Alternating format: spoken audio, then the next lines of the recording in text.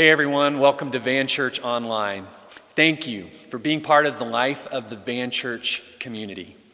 I want to remind you that October 18th, we will be resuming in-person gatherings on site at our church building. And we're going to continue to offer our VanChurch Online experience as well. So look for a video update later this week with details about those services and how you can participate. Also, just a quick but significant change to tell you about our service times. For this initial season, we'll be moving our worship gathering times to 9 a.m. and 11 a.m. 9 a.m. will be our on-site a cappella service, and 11 a.m. will be our on-site instrumental service. And both of our online services will become available at 11 a.m. as well at vanchurch.org or on Facebook or YouTube. Today is a significant day for our community. In addition to our regular offering, today we're asking each one of you to partner with us in a special collection of money that'll help VanChurch fund several important initiatives that matter to our mission and our calling to be like Jesus in our world. I'm going to be telling you more about these different initiatives in a moment. But first, I just want you to know you can give in one of the following ways anytime, starting right now or in the days to come. You can text to give by texting your dollar amount to this number on the screen, where you'll be instructed on how to set up your payment. You can give online at vanchurch.org by clicking on the word giving at the top of the page. Or you can mail in or bring by to our church office a physical check or cash this week. Our goal for this contribution is $54,200, and I'm confident that all of us together can combine our faithful generosity to accomplish this goal. I invite you to listen over the next few moments to how these funds will be used. VanChurch has always had a heart for God's kingdom, spreading around the world, globally, regionally, here in the Pacific Northwest, and locally, right here in our own neighborhood. For decades, VanChurch has partnered to support work in places like Ukraine, Uganda, and Mexico. Regionally, in 2014, VanChurch committed to a partnership to plant a new church in Wenatchee, the Pacific Crest Church. Jonathan and Donette Thomas and their family are our partners in the gospel in Wenatchee. And in the past 6 years, some incredible things have happened. Out of the more than 100,000 people who live in the Wenatchee Valley, well more than half are unchurched people who are precious image bearers of God in need of love and community.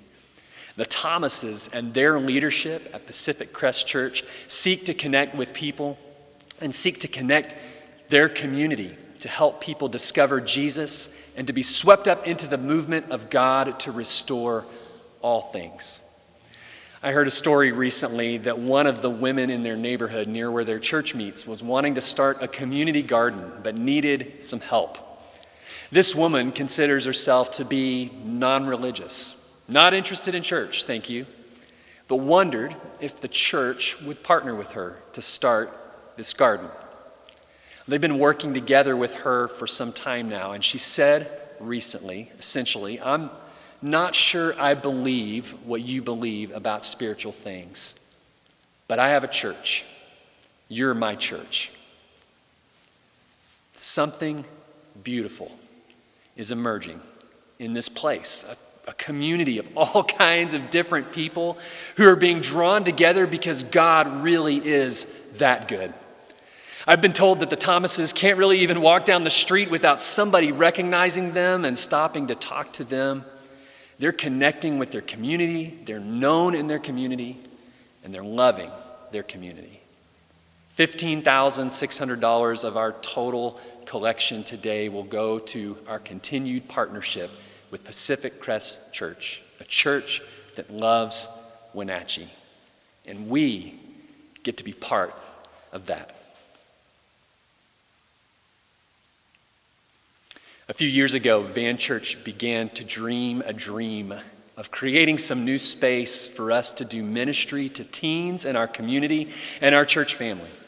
And at the time, the Evergreen School District was getting rid of some portable buildings. And this church imagined what would happen if we repurposed one of those buildings and transformed it into a space where young people could gather to grow and experience community. And thus began the VanChurch Youth Portable Journey. Since then, this church has poured time, sweat, and resources into completing this project, which was finished this past summer, just in time for our new youth minister, Andrew Martin, and his family to begin utilizing this space. A few weeks ago, and a few weeks into Andrew's time here, it became evident that the HVAC system wasn't working properly. It's going to cost $9,600 to replace that system so that our teens don't burn up in the summer or freeze in the winter. But this is really more than just about a thermostat. What we're saying here is that it's worth it to us to create a space where teens know that they're loved and valued right where they are. Our commitment to finishing this building and hiring a new staff member speaks volumes that young people matter in the VanChurch family. VanChurch doesn't want to be a church just with a youth ministry program. We want to be a church where every teen knows they're loved and gets to discover the amazing things that Jesus wants to do in them and through them. I'm so excited about this next season we're moving into. I'm excited about the Martins being here. I'm excited about this youth portable space and the awesome things already happening. In March, our world drastically changed. I mean, who expected us to have the kind of year we've been having? We've had to adapt to all kinds of new situations. But one of the biggest blessings through this season has been our ability to still remain connected to each other through our online worship gatherings. It's definitely been different, but it still matters. Our worship together is a central part of our life together. Through this season, our worship ministry has been exploring new and innovative ways for us to experience worship together. And in the season ahead, as we resume our in-person gatherings, we are committed to creating opportunities for our church to gather and worship both in person and virtually online. And that means that we're going to have to replace some things and repair some things and upgrade some things in the coming weeks and months. We have some equipment that no longer works effectively and other equipment that we need to acquire to do all of this and to do a both and model of worship in person and online. So whether you're at the building, the in-person gathering, or whether you're worshiping from home, online, when we give today, we're saying that we value each other and our experience of worshiping together, both now and into the future. And finally, we have two facilities needs that we're giving attention to today, that these funds will go toward. We intend to install some automatic handicap-accessible doors in our bathrooms and our main entrances that'll be a huge blessing to those with disabilities and especially those who utilize wheelchairs. And there are several other maintenance projects each year that require us to rent a lift, and that gets expensive. So to save money long term, we're planning to purchase our own lift that we can use to make repairs and improvements to our facility when those needs arise. We have an amazing space here to use as a blessing in this community. Listen, we know that this building isn't our church. We are the church. But what a gift this space is. Especially under more normal circumstances, we get to do a lot of life together here. It's like your kitchen table or your back porch. We get attached to these spaces like these because of what happens there with the people that we love. So all of us are invited and encouraged today to give freely and with great joy. Remember those 4 ways to give. You can give through texts, online, through the mail, or by coming to the office. This church is so generous and willing. We celebrate together all that God will continue to do in us and through us.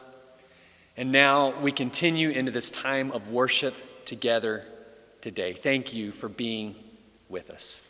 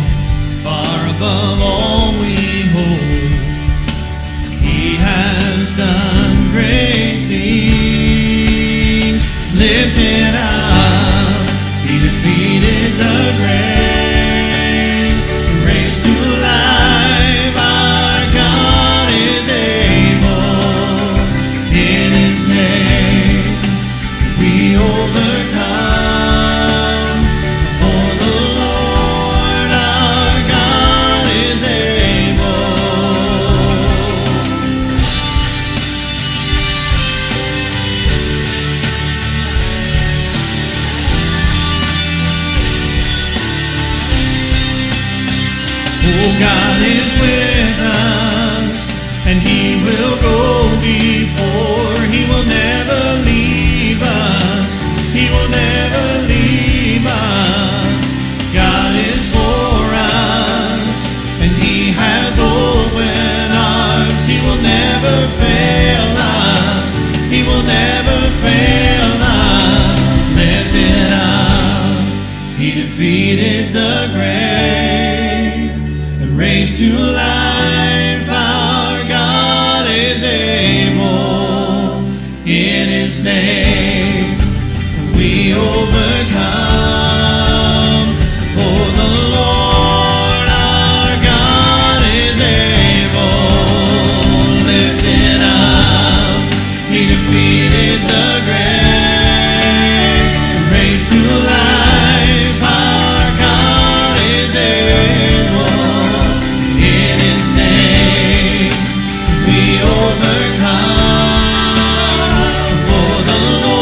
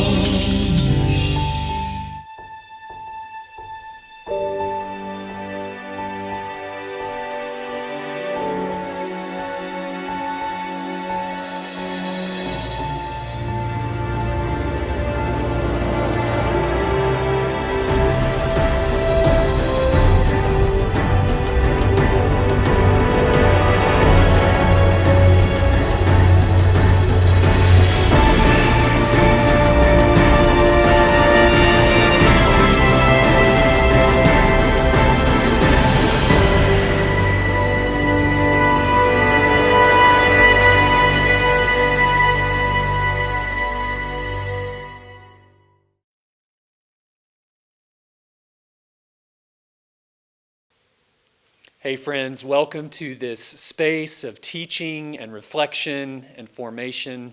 I'm grateful that you've chosen to be part of this today. When I was a kid, we had this old upright piano in our back room of our house.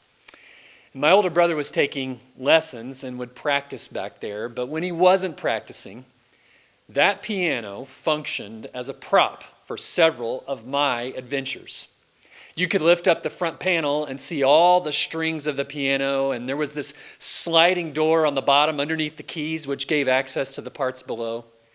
But for me, it wasn't a piano. It was the Death Star.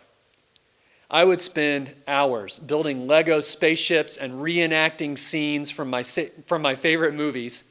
And I would put the Star Wars soundtrack record on the record player in the living room, crank up the volume, and fly my Lego ships around and in and out of the Death Star piano. Some of you are thinking, Mark, did you ever have any friends? Okay, I know I'm a nerd, but this is what we do as children. Okay, it's what I did as a child. But we do this as kids. We use our imaginations. And we live out stories. Maybe you used an old cardboard box to make a robot, or you turned the living room furniture into a fort.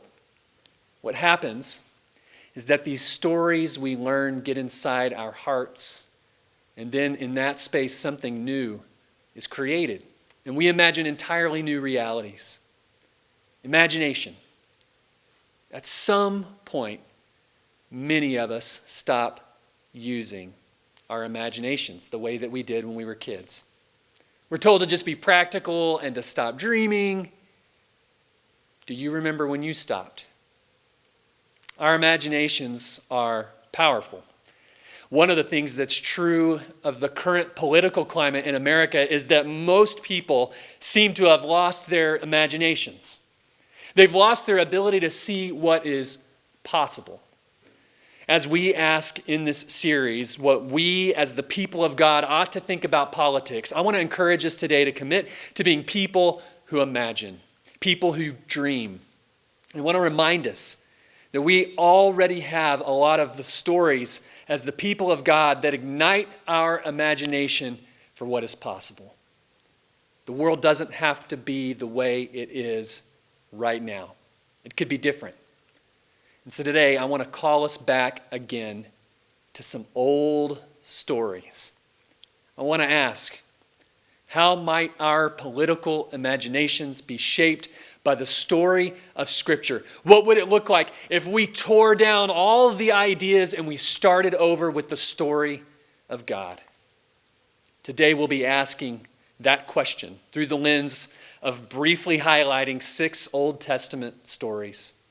These stories tell us a lot about who God is and what God desires. And so I want to begin in the beginning. The first story comes in the beginning in Genesis chapter 1. God creates the world and it's good. I want to pause right there because right now there's so much that seems so bad in the world. But God made the world, and what God made is good. Genesis 1, verses 27 and 28 says, God says in these verses, "Let us make human beings in our image, in our likeness, so that they may rule over the fish in the sea and the birds in the sky, over the livestock and all the wild animals, and over all the creatures that move along the ground." So God created human beings in his own image. In the image of God, he created them. Male and female, he created them. God blessed them and said to them, "Be fruitful and increase in number. Fill the earth and subdue it. Rule over the fish in the sea and the birds in the sky and over every living creature that moves on the ground." God made every person to be a sacred image bearer. Every person you meet is a reflection of the good God who made all things. Our political imaginations must begin here. In the inherent value, and dignity of every person. That's the world that God created. And so now here we are, and we see a world where some are treated unjustly, where the world works for certain people, but others are left out or left behind. And we see that and we grieve because it means that someone somewhere has lost their imagination and has forgotten the story. As the people of God, we dream of a world where both male and female and all kinds of different people are loved and treated justly. The story begins there, and it's good. But as we know, the train jumps the tracks in a few chapters later in Genesis chapter 3. Human beings decide that we know what's best, and our relationship with God and with each other is damaged and marred. One of the saddest stories in Scripture, our second story, comes next in Genesis chapter 4. Cain murders his brother Abel. And in Genesis 4, verse 9, it says, "Then the Lord said to Cain, 'Where is your brother Abel?' 'I don't know,' he replied. 'Am I my brother's keeper?'" That's a question that human beings keep asking. And we can even hear it right now in our own society if we listen close enough.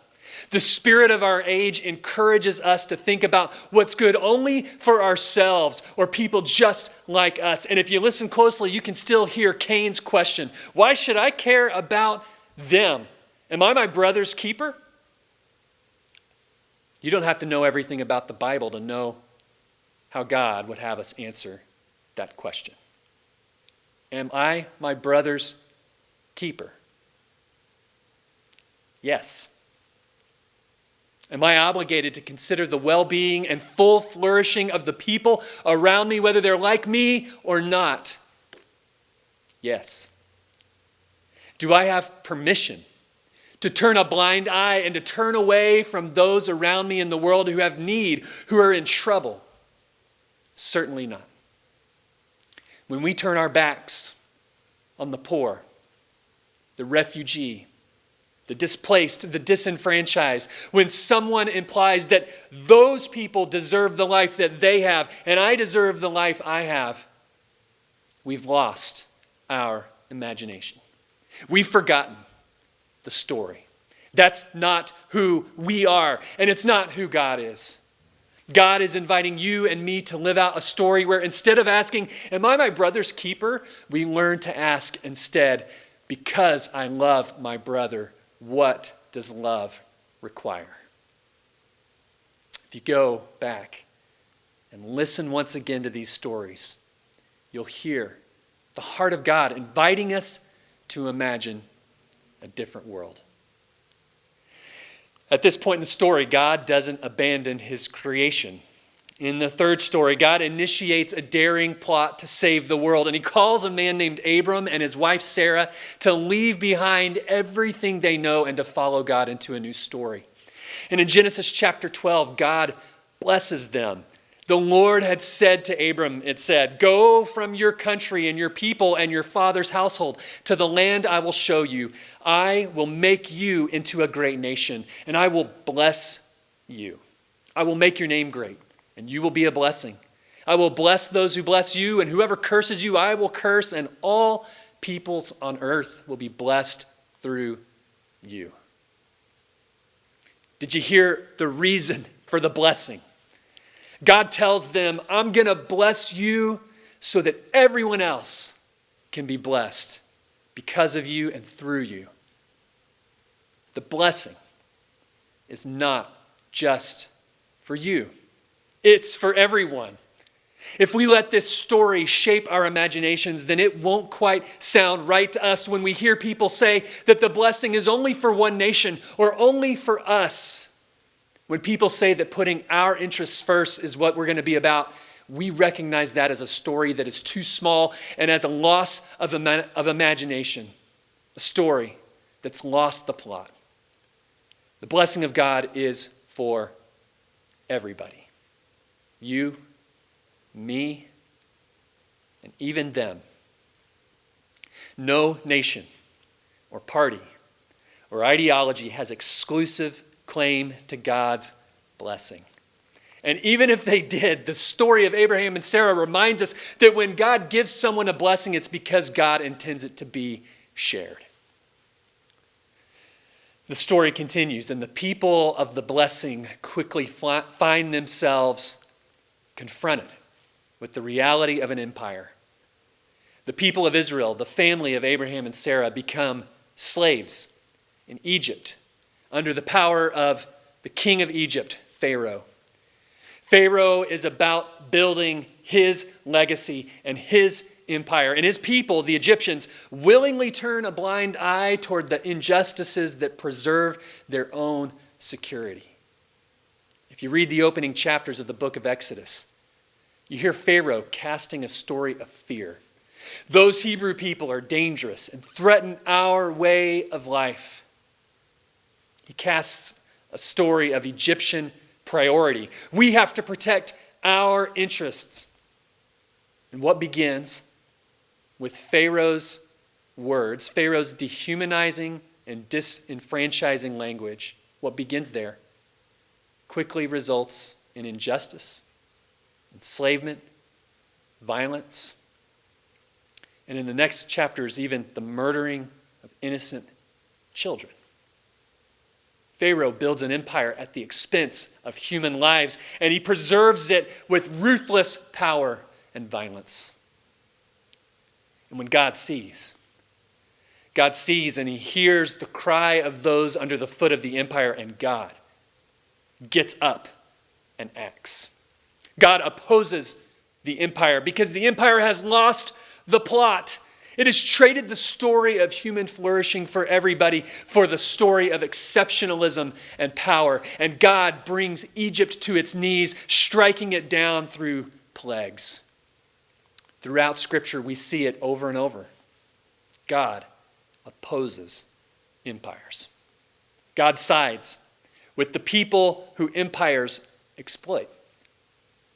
Anywhere today where we hear the kind of language that says that our interests are the most important, that we must become great by making everyone else around us less great, those are the voices of empire. And as God's people, shaped by God's imagination, we're called to identify the demonic spirit of empire in the stories being told around the world, to reject those stories, and to work with God to liberate the oppressed and the trampled. So do the narratives of our current politics sound like the peaceable kingdom of our good and loving God? Or do they sound like the echoes of the despots and dictators and kings and empires from the dustbin of history? Our fifth story comes after God liberates the people from Egypt. God leads them toward a new future and makes a covenant with them. God gives the people of Israel a promise, and he gives them the law or the Torah. And he says, this is how I want you to live so that you can be a light to the nations around you. You're going to bless everybody. You're going to look different. You are called out. You're like a light on a stand. You are a city on a hill. God tells them to take special care of the poor, the widow, the orphan, and the strangers and foreigners who come into their midst. In one place in the book of Leviticus, in chapter 23, verses 22, God tells them, when you reap the harvest of your land, do not reap to the very edges of your field, or go back and gather the gleanings of your harvest. Leave them for the poor and for the foreigner residing among you. I am the Lord your God. And in Exodus chapter 22, verses 21 through 23, God tells them, do not mistreat or oppress a foreigner, for you were foreigners in Egypt. Do not take advantage of the widow or the fatherless. If you do, and they cry out to me, I will certainly hear their cry. There was even an economic debt reset button built into their life together. Every 50 years, they would celebrate a year of Jubilee. And people who had been unfortunate or even irresponsible and had lost everything would have a chance to return home and start over. God seems to take seriously the notion that people who are shaped by his character will care for the vulnerable the left out, the underprivileged. And yes, even those who by their own poor choices have made a mess of their lives and don't deserve any more chances. God cares. And he asks his people to care. And not just to care emotionally or individually, but to respond as a community. Have we lost our imagination as we argue about the best way to care for people? Having these conversations, have these become talking points rather than being about very real people who are in our midst who we're called to care for? I'm weary of the fights about that, well, that's the government's job, or no, that's the church's job. I think God just wants us to figure out something so that children in our communities don't go to bed hungry. For the people of God, we see our resources as not our own, but as opportunities to care for one another, especially the most vulnerable in our land.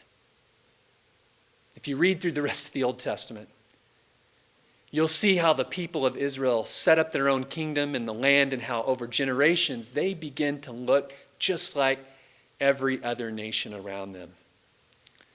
So in our last story, God speaks through the prophets to remind them of their calling, to rebuke the people for the injustice that they've allowed to be sustained in their midst, to challenge them to come back to their identity, to invite them to imagine once again a world that is good and right. The prophets are a gift in the story. People hated them because they were the conscience and the voice of what was right and true, and people didn't want to hear it, but they are a gift in the story. They are the people who stand up and say, this isn't the way things are supposed to be. This is not what God wants. Agitators, troublemakers, they're called. But God says some pretty important things and some really harsh stuff through the prophets. He says through Amos, in Amos chapter 5, 21 through 24, God says this, I despise your religious festivals. Your assemblies are a stench to me.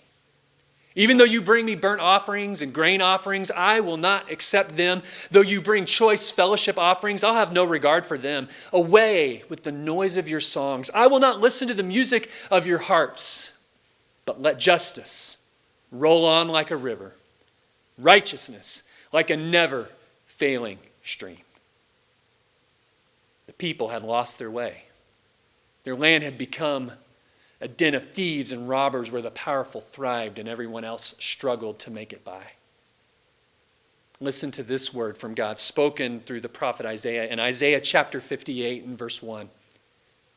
Shout it aloud. Do not hold back. Raise your voice like a trumpet. Declare to my people their rebellion and to the descendants of Jacob their sins.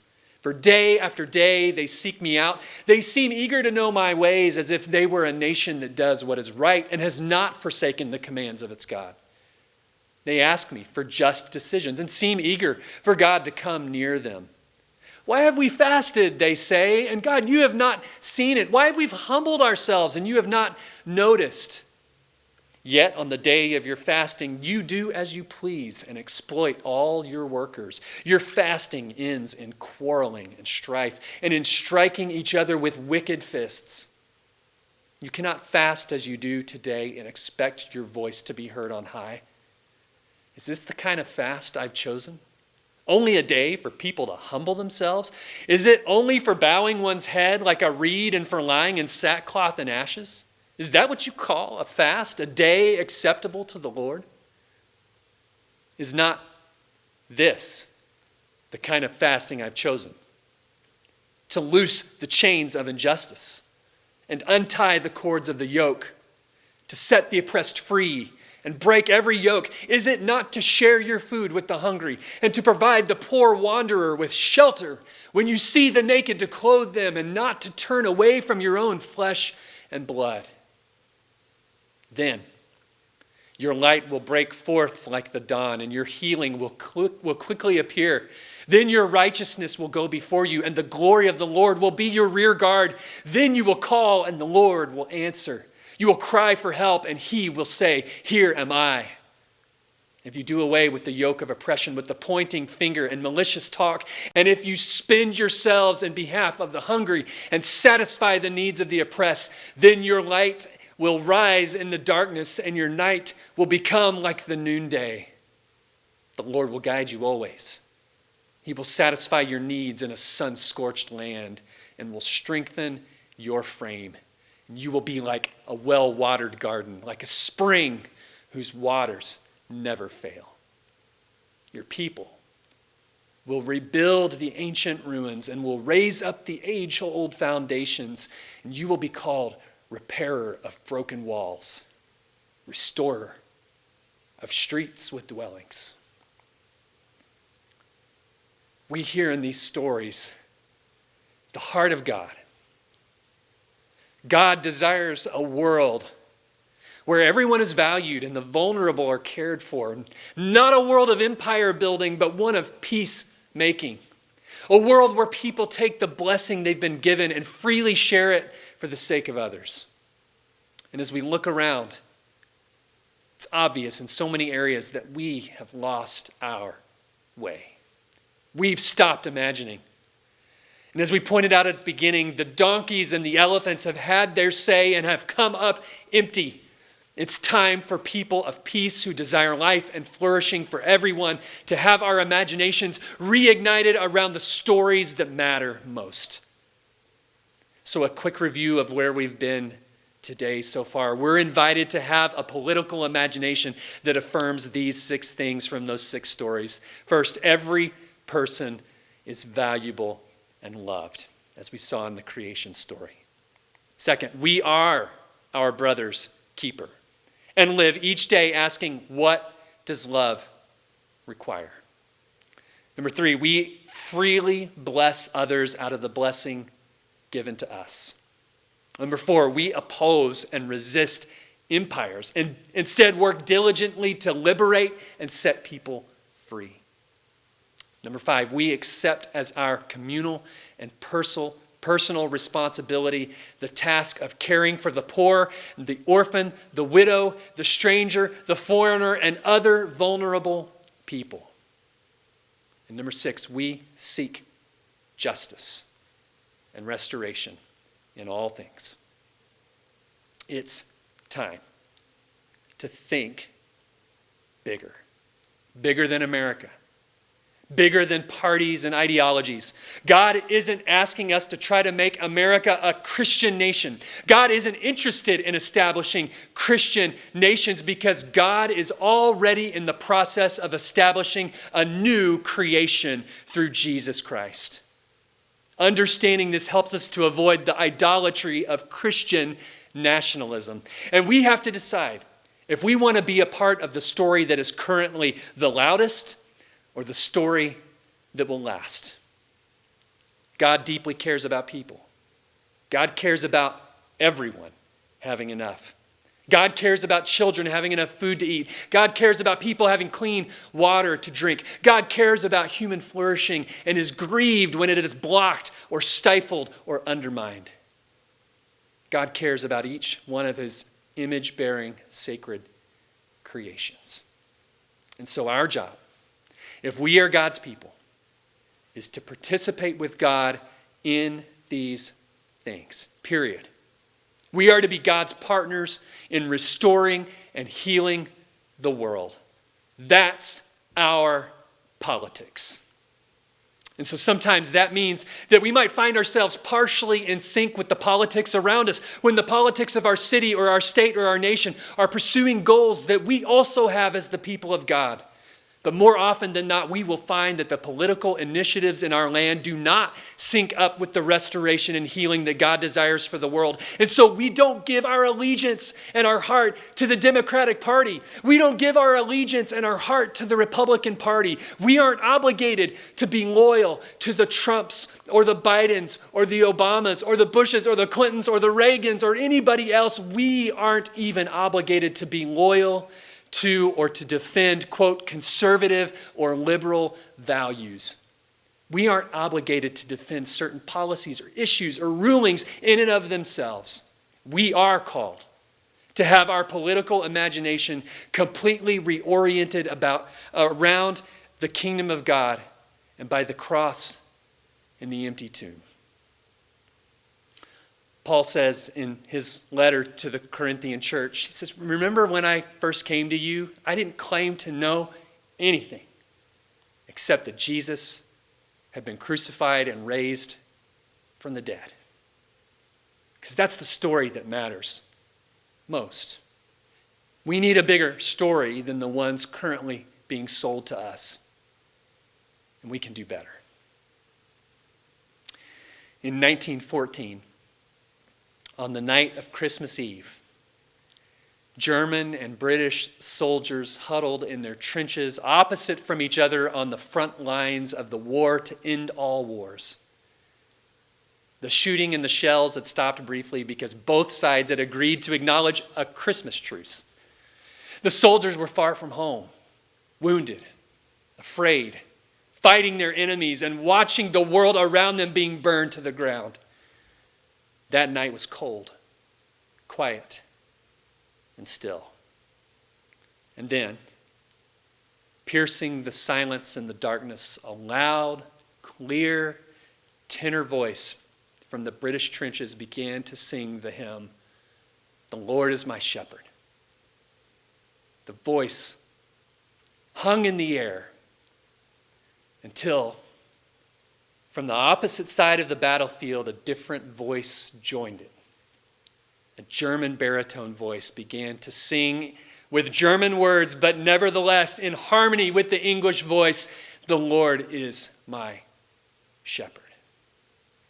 The two voices sang out together into the night sky. Other carols followed. And in the morning on Christmas Day, soldiers from both sides laid down their weapons and climbed out of their trenches and met one another in no man's land. And they celebrated Christmas Day and they exchanged food and drink and even shared gifts. At one point, a game of soccer even broke out right there in no man's land in the middle of a battlefield in France during a world war. The festivities were short-lived, though. The following day, the weapons were picked back up and the fighting resumed and everything was back to normal. But for a short moment, everything had stopped. And people who had been destroying each other were able to be swept up into a bigger story about how God came to become one of us and to show us how to follow him into a better kind of world. We're still trying to figure this out. We're still trying to let go of all these petty and small stories to stop hurting each other. We need a better story. We need our imaginations to wake up. We need to tear it all down and start over again with the story of God. And so today, I'm calling out to that 5-year-old inside of you who turned boxes into robots and furniture into forts and pianos into space stations. And I'm asking, will you join me in imagining a new creation? Will you join me at the table of Jesus, who ate with tax collectors and sinners and prostitutes and Pharisees and zealots? And as we sit at his table, to be reminded again of the story, of who we are, and of the world that God dreams of. To anchor ourselves there and to let go of all other affiliations and allegiances and to be swept up into the new creation. May those who have ears to hear the word of God.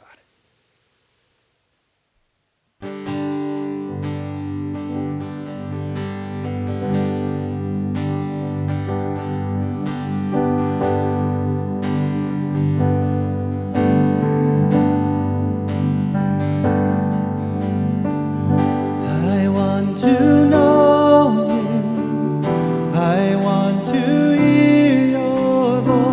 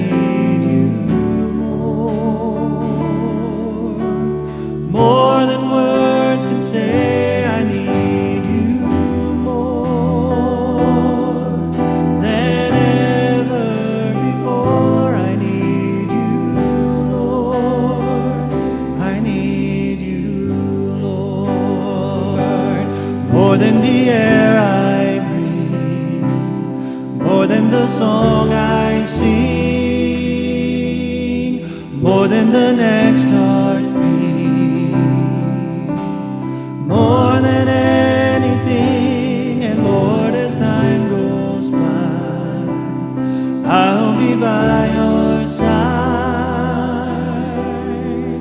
'cause I never wanna go back to my old life. I need you more than yesterday. I need you more than words can say. I need you more than ever before. I need you, Lord. I need you, Lord. I want to know you. I want to hear your voice. I want to know you more. I want to touch you. I want to see